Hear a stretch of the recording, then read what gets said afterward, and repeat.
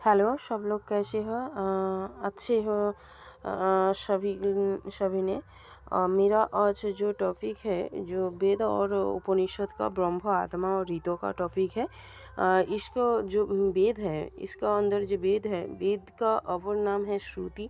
और वेद कोई पुरुष व कोई मनुष्य कोई देवता नहीं रचाया है।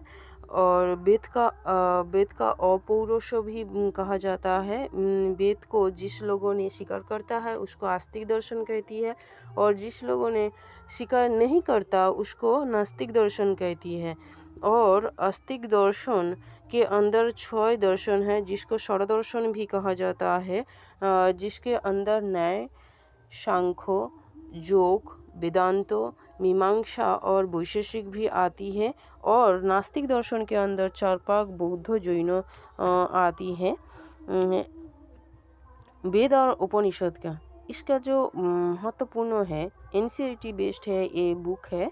और इसके अंदर देखो जो वेदांग अर्थात उपनिषद, वेदांग अर्थात उपनिषद जिसको कहा जाता है वो वेद का जो अंतभाग है उसका अंतभाग, इसलिए वेदांतों को उपनिषद भी कहा जाता है। और गीता अद्वैत वेदांत, जो अद्वैत वेदांत शंकराचार्य, वैष्णव वेदांत रामानुज, ब्रह्म वल्लभ, निम्बार्क, माधवाचार्य, चैतन्य महाप्रभु, नव्य वेदांत दर्शन जो टैगोर, अरविंद, गांधी, विवेकानंद और राधा कृष्णन। अच्छा, वेद है कर्मकांड, वेद को कर्मकांड कहा जाता है, उपनिषद के ज्ञान कांड कहा जाता है। और बहुत सारे कुछ है जो इस बुक में लिखा है। जो उपनिषद का जो नैतिक विचार है वो अंतर्मुखी है, इसलिए कहा जाता है अहं ब्रह्मास्मि तत्त्वमसि। इसके द्वारा, इस वाक्यों के द्वारा ब्रह्म और आत्मा को एक कहा जाता है। और उपनिषद में आत्मनिरपेक्ष और आत्मा का सुधार के लिए जो ज्ञान प्राप्त होता है, इसलिए ज्ञान प्राप्त होता है। और इसके ज्ञान का द्वारा हम लोगों का मोक्ष प्राप्त हो जाता है। उपनिषद में ज्ञान भी, उपनिषद को ज्ञान कांड भी कहा जाता है। और ब्रह्म को उपनिषद में कहा, वेद में क्या कहा और उपनिषद में क्या कहा वो ज़रा इम्पोर्टेंट नहीं है। तब भी एक थोड़ा सा चौक से देख लेना कि क्या क्या है। और उपनिषद ब्रह्म का संबंध अद्वैत सत्ता है, जगत का कारण, अर्थात ये जगत का जो उत्पत्ति है, पालन है, संहार है, ये सब कुछ इसके द्वारा होता है, ब्रह्म के द्वारा। ब्रह्म है ज्योति, परम ज्योति, जिसका प्रभाव में ये जगत प्रकाशमान होता है। आनंद स्वरूप, जहाँ सुख दुख अनुभव नहीं होता।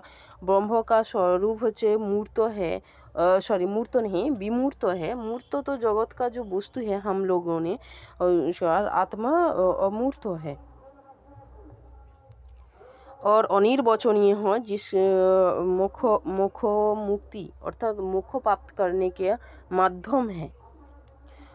बहुत सारे कुछ है इसके अंदर। जो उपनिषद में जो आत्मा है, आत्मा का 4 स्तर है, स्वप्न, सुषुप्ति, जागृत, स्वप्न, सुषुप्ति, तुरीय। जिसका जो जागृत का वैशान और कहा जाता है, स्वप्नों का तेजस कहा जाता है, और तुरीय सुषुप्ति का प्राग कहा जाता है, और तुरीय का जो आनंदमय अवस्था कहा जाता है। इसके अंदर बहुत सारी हम लोगों का जो जागृत अवस्था है वहाँ वस्तु का बहिर्मुखी ज्ञान होता है। और आनंद अर्थात पांच पंचकोशेर कोश का भी जिक्र किया है उपनिषद में, जहाँ आनंदमय कोशेर कथा कहा है, प्राणमय, मनोमय और विज्ञानमय एवं आनंदमय कोश का कहा है। और आनंदमय कोश के अंदर जो बाहरी दुनिया का जो चीज़ है वो रहती है, और उसके अंदर आत्मा नहीं रहता। और प्राणमय के अंदर प्राणमय शरीर का भीतर जो हमका प्राण वायु होता है उसके ऊपर निर्भर करता है जी। और यहाँ कोई आत्मा नहीं रहता।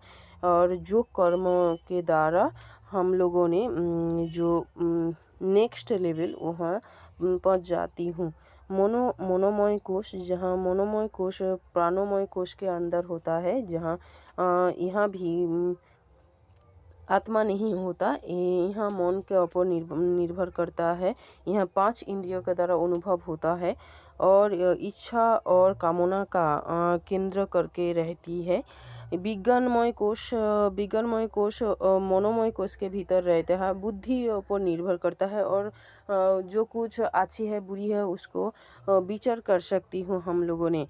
और आनंदमय कोश के अंदर और जो रहता है वहाँ आत्मा रहती है और वहाँ विवाद प्राण मन कोई भी नहीं रहता। विज्ञानमय कोश के अंदर आनंदमय कोश रहती है। और आत्मा और ब्रह्म एक है, जहाँ परमात्मा ब्रह्म के कहा जाता है और आत्मा परमात्मा का अंश है।